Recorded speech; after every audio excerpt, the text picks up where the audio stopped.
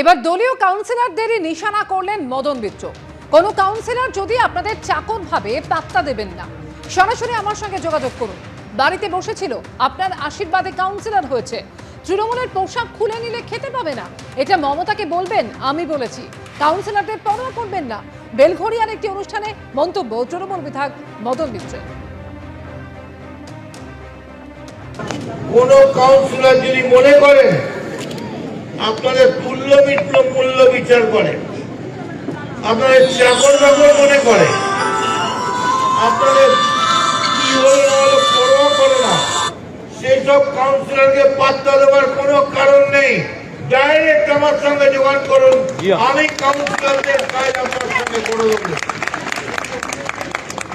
খায় না মাথায় দেয়, বাড়িতে বসেছিল, আপনারা আশীর্বাদ করেছেন, গায়ে একটা শাল জড়িয়ে কাউন্সিলর হয়ে গেছে। কাল থেকে যদি গায়ের কাপড়টা কেটে নেওয়া যায়, তৃণমূলের খেতে পাবে না। অনেকে আছে, আমি জানি এখানে প্রেস আছে হয়তো, এটা মমতা ব্যানার্জিকে বলবেন। আমি বলেছি কোন কাউন্সিলরকে পরোয়া করার দরকার নেই।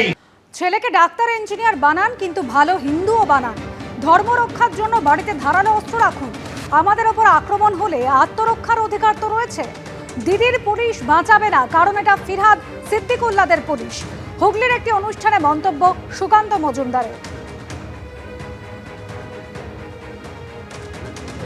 সংস্কৃতি আগামী প্রজন্মকে বাঁচাতে চান, ছেলেকে ডাক্তার ইঞ্জিনিয়ার যা বানানোর বানান, ভালো হিন্দু বানান, তার সাথে যে নিজের ধর্মের প্রতি সমর্পিত হবে। আর বাড়িতে একটা ধারালো অস্ত্র রাখুন।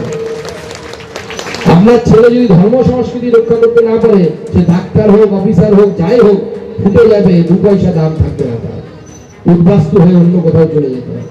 তাই এখনো সময় আছে, নিজের ধর্ম রক্ষার অধিকার সবার আছে।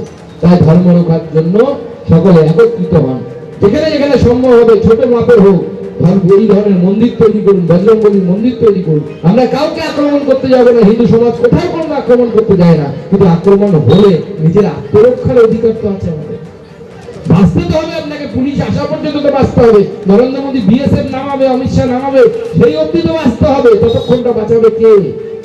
দিদির পুলিশ তো বাঁচাবে না, কারণ ওটা ফিরহাদ হাকিম সাহেবের পুলিশ।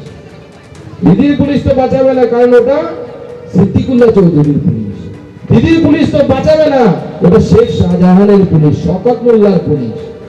একটা টেররিস্ট যে কথা বলে, একটা দলের রাজ্য সভাপতি বা কেন্দ্রীয় মন্ত্রী সে কথা বলা উচিত নয়।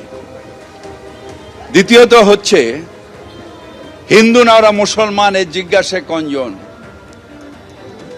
প্রথমে আপনারা ভারতীয় তৈরি করুন, মানব তৈরি করুন, মানুষ তৈরি করুন, এই বার্তা আসা উচিত। আমরা যারা ভারতের মানুষ, তারা বিশ্বাস করি সর্বধর্ম সমন্বয়। হিন্দু যারা প্রকৃত, ঠাকুর রামকৃষ্ণ তিনিও বিশ্বাস করেন যত মত তত পথে, বিশ্বাস করতেন। তাই তার বার্তাটাই হচ্ছে বাংলার বার্তা, তার বার্তাই হচ্ছে ভারতবর্ষের বার্তা। সুকান্ত বাবুর বার্তা বা ভগবতের বার্তাটাই বাংলার বার্তা নয়, ভারতের বার্তা নয়। তাই মানুষ তৈরি করুন, ভারতীয় তৈরি করুন, ভারতীয় হিসেবে গর্বিত আমরা যাতে সবাই হই সেটা তৈরি করুন।